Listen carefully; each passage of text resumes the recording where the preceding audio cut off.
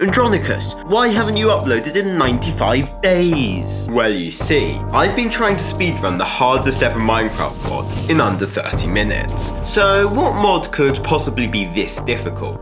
Well, every single mob spawns with a charged creeper. The run starts simple with there not being too many charged creepers to dodge in the overworld. Once you get to the nether though, bastions are charged creeper fests, and blaze spawners are not just blaze spawners, but also charged creeper spawners. And yes, the same does apply to that pesky silverfish spawner, making the stronghold pretty hard.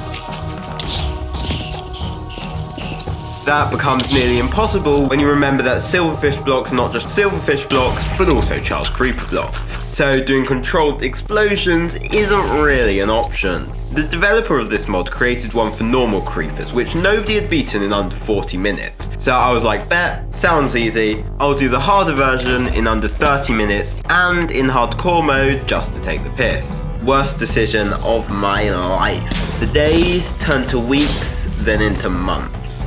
Over 50 hours of death after death after death.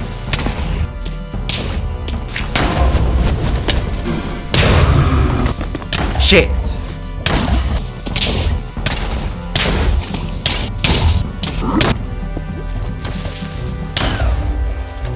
Yet, I continued on until finally I got this run. The run started off fairly normally with an ocean seed. I grabbed a lot of logs as there's many things I'm going to need wood for before I headed into my ocean, looking for a shipwreck.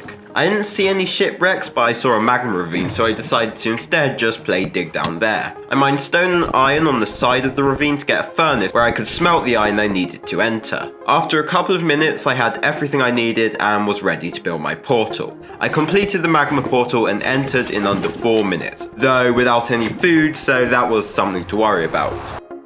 Once in the nether, I was able to instantly E-ray to find where my bastion is. I tried to grab this hoglin for food, but realised it wouldn't be possible, so just pressed on. I was however able to find some mushrooms en route, which was enough to provide a usable food source for some of the run. While on the way I was also actually able to make the charged creepers somewhat useful. By lighting the charged creepers with a flint and steel and placing blocks between us, I was able to trigger controlled explosions. These explosions allow me to get around a stack of netherrack per explosion, which was really useful, particularly as I then had to bridge to my bastion. After traversing the terrain, I made it to the chalice of a bridge bastion. Usually, bridge is one of the easiest and safest bastions to route, but for this it's actually the hardest. Because bridge is so open, the only realistic way to route it is to just go to a triple chest and blow up every creeper in your way. And I have to do that while also not killing myself or many piglins. Oh, and for all of you shouting at me in the comments for not using a shield, I just thought that would have made it a little too easy. After a bit of dealing with the creepers, I was able to make a hole and then get a good amount of piglins to drop in said hole. While waiting for trails, I used Pyray to figure out the direction that my fortress was in. However, rather than heading straight there, I decided to go to a room portal for food and the chance of a looting sword. The portal, however, was on the other side of the bastion, so to not lose too much time, I pow-hanged in the direction of my fort. Unfortunately, my room portal didn't have anything useful, which was a shame, but that happens. As I left, I had many pearls, many string, and 20 obby, so I knew the run had a very good chance of reaching the stronghold on pretty good pace. After a couple of minutes of polling, I found the fortress at 16 minutes. It was now time for one of the coolest strats in the run. Theoretically, killing blazes should be the hardest part of the run. This is because the spawners also spawn charged creepers, and if any charged creepers blow up, the spawner's just gone. However, what if I told you I'd found a way? Rather than fighting at the spawner, I can instead create a platform and bring the blazes towards me, so that way the charged creepers weren't an issue. I did this by using a fishing rod to hook the blazes towards my platform.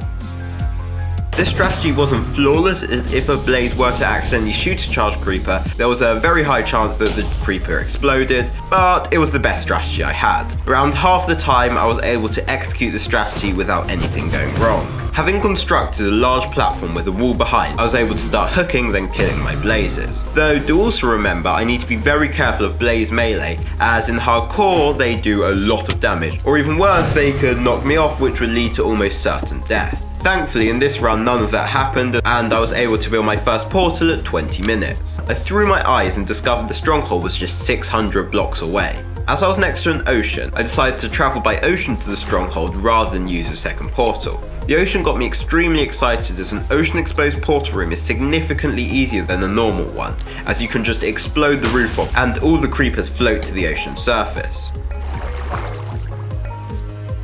However, much to my dismay, the portal room was not exposed, so I was going to have to do this the hard way. Wow, the almost impossible way. I found my way to the starter staircase and used preemptive to find the direction of my portal room.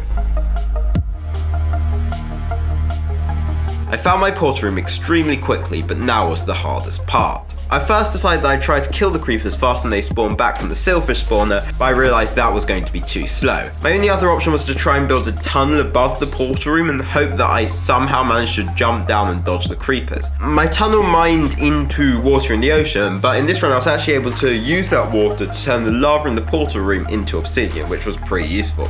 Bro, my heart's beating too fast. I'm literally gonna have a heart attack. I saw the creepers weren't too close to the portal, so I decided to take my chance.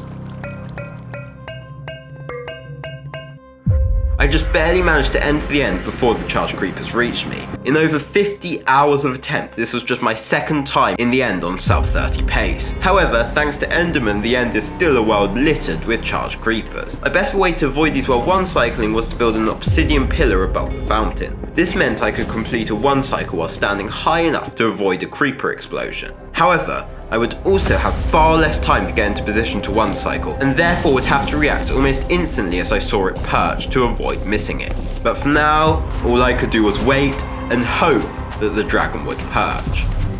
And so I waited, and I waited, praying that I could finally end this run. And after an agonizing few minutes, the dragon began to perch. This meant that the only thing standing between me and the impossible was the one cycle.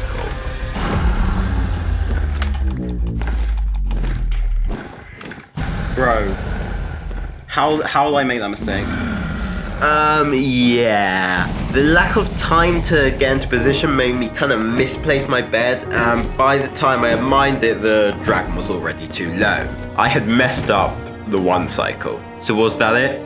Hundreds of failed attempts, months of gameplay, just to fail at the final hurdle? No, it cannot be. The sunk cost fallacy wouldn't allow it. I cannot allow another run to end in agonizing failure. There was still just enough time for the dragon to perch again. Just one more chance. And as I turned around, the dragon snapped. This was it, my final opportunity. Enjoy the one cycle.